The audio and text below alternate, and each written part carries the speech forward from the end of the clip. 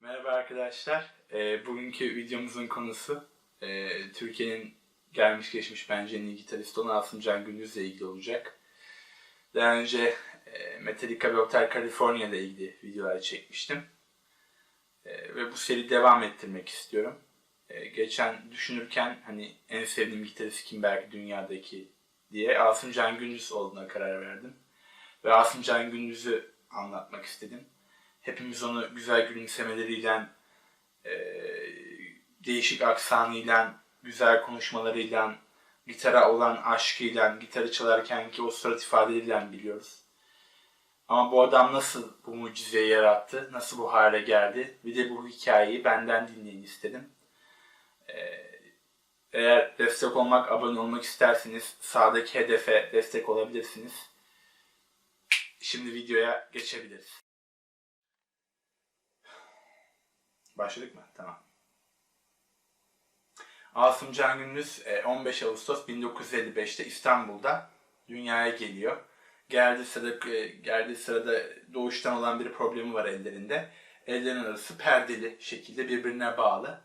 Ve Asım Can Gündüz'le 9'lu yaşlarda çok dalga geçiyorlar. Hatta küçüklüğünden beri işte ördek diyerek dalga geçiyorlar.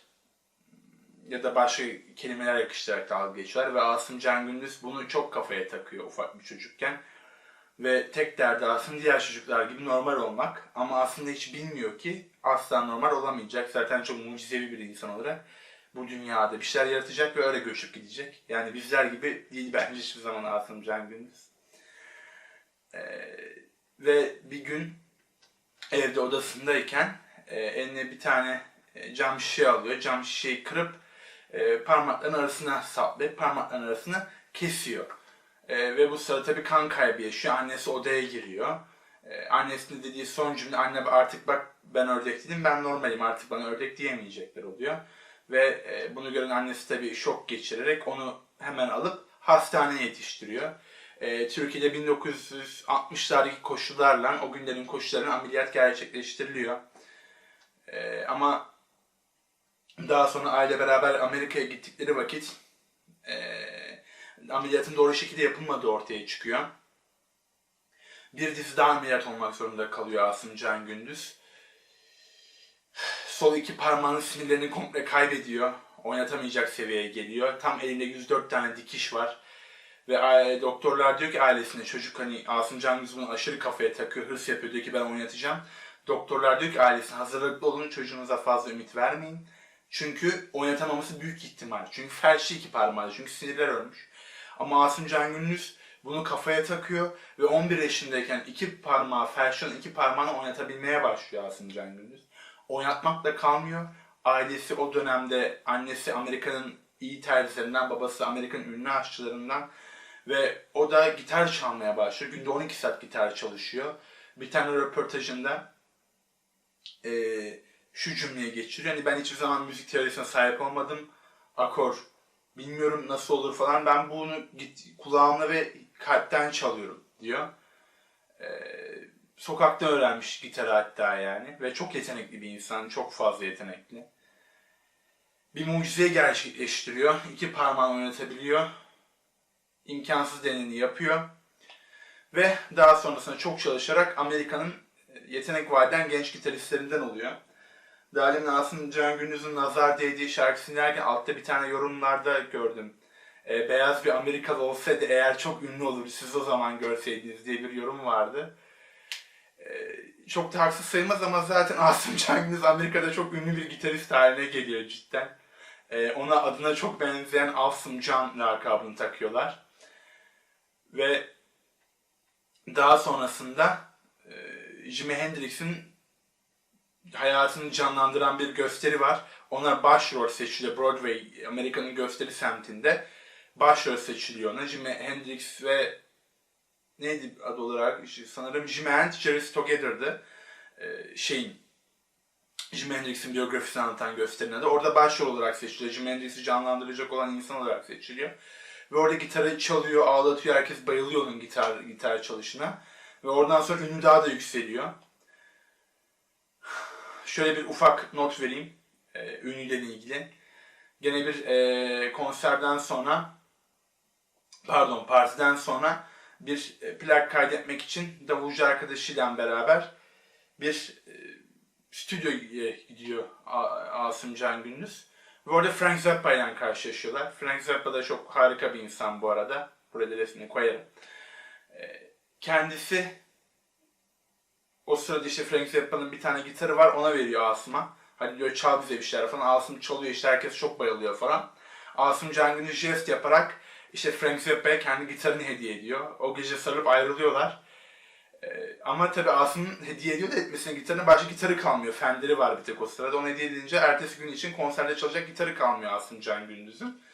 O sırada kapı çalıyor gecesinde. Frank Zappa kapıda beliriyor ve işte o Jimi Hendrix'in çaldığı ve Frank Zappa'ya verdiği kendisine ait olan gitarı gidip Asım Can Gündüz'e hediye ediyor. Sen al bu gitarı diye. Ve yani hani ünlüyle ilgili bu kadar not yeterli bence. Ondan sonrasında Asım Can Gündüz şuna karar veriyor. Hayatın dönüm noktalarından biri. Diyor ki ben Türkiye'ye döneceğim. Çünkü Türkiye'deki gençlik karışık sol sağ savaşları var. Müzik dünyası arabeskin kontrolü altında. Bu arada arabeski de çok severim, yanlış anlamayın, ama karamsar bir durumda, zaten karamsar bir hava yaratan bir müzik olduğu için haliyle hani pek iyiye gitmiyor durumlar. Asım Can Gündüz de bu toz pembe, şan şöhret içinde yaşayabilecekken toz pembe bakamıyor dünyaya ve ülkesine borcu olduğunu düşünerek ülkesine geri dönüyor. Döndükten sonra ortama bakıyor, gençler kötü durumda, habire birbirlerine sol sağ savaşları var, iç savaş çıkmak üzere falan. Dediği aslında verdiği mesaj çok açık. Mitinglere değil, konserlere gidin. Yani elinize gitarlarınızı alın, müzik yapın. Siz de iyi bir gençliği yaşamayı hak ediyorsunuz. Bunu isterseniz yaşayabilirsiniz diyor. Ve müzik piyasasını yenilik getirmek için 1989 yılında ilk albümü olan Anasının Gözü adlı albümü yapıyor. Tabi o zamanki kontrollerden dolayı denetimler çok sıkı olduğu için o zaman da albüm 3 sene gecikmeli çıkmak durumunda kalıyor. Ama bu durumda Asım Can Gündüz boş durmuyor. Albümü dağıtıyor müzisyenlere ki insanlar bundan ilham alsınlar ve yeni bir müzik yaratılsın ve insanlar ondan ilham alarak yeni müzikler ortaya çıkarılıyor. Artık yeni bir akım var bu sırada. Asım Can Gündüz tabi bu sırada durmuyor. Radyo programları yapıyor, televizyon programları yapıyor. Radyoda Enerji FM'i kuruyor, Power FM'i kuruyor, Kiss FM'i kuruyor. Ayrıca Zoal Müziğin kurucu ortaklarından biri Asım Can Gündüz. Orada dersler, gitar dersleri vermeye başlıyor. 1995 yılında ilk Türkçe sözlü romantik blues örneği olan bir Sevgi Eseri adlı albümü yapıyor. Bu albüm onun için çok özel. Çünkü rahmetli annesinin sevdiği tüm şarkıları toplayıp bir albümde toplamak istiyor. Tabi bunu yaparken zorlanıyor çünkü telif hakkı almak dışarıda o dönemde Türkiye'de zor. Ve telif hakkı alabilmek için de bu arada Türkiye'deki ilk telif hakkı topluluğunu kuruyor. Yani başka şarkıların telif haklarını alabileceği bir telif hakkı topluluğu kuruyor. Ve başarılı oluyor bu topluluk. Cidden almaya başlıyor şarkıları. Ve ondan sonra bir Sevgi Eseri adlı albüm yapıyor ki bence çok dehşet bir albüm. Ben bayılıyorum en azından. Albümü dinlemenizi tavsiye ederim. Daha sonrasında değil, 1983-1985 yılları arasında birçok rock grubunun kuruculuğunu yapıyor, destek veriyor. Düşen elinden kaldırıyor müzik sektöründe, çok çabalıyor. Çok destek oluyor insanlara. Ve 2000 yılında Amerika'ya dönmeye karar veriyor. Ama ülkesine ayrılamıyor ve Marmaris'e göçüyor. İstanbul piyasasına çok kızgın, müzik piyasasına çok kızgın, yorgun. Ve o dönemde sinirini ve kırgınlığı şöyle ifade ediyor Asım Can Gündüz. Bu ülkede diyor ki iyi yapılan işler asla karşılık bulmuyor. Herkes oturduğu yerden eleştirmeyi biliyor. Yavuz Çetin bunlar gibiler yüzünden gitti. Ki günümüzde cidden bu çok yaygın derecede var. Herkes her şeyi eleştirmeye yer arıyor.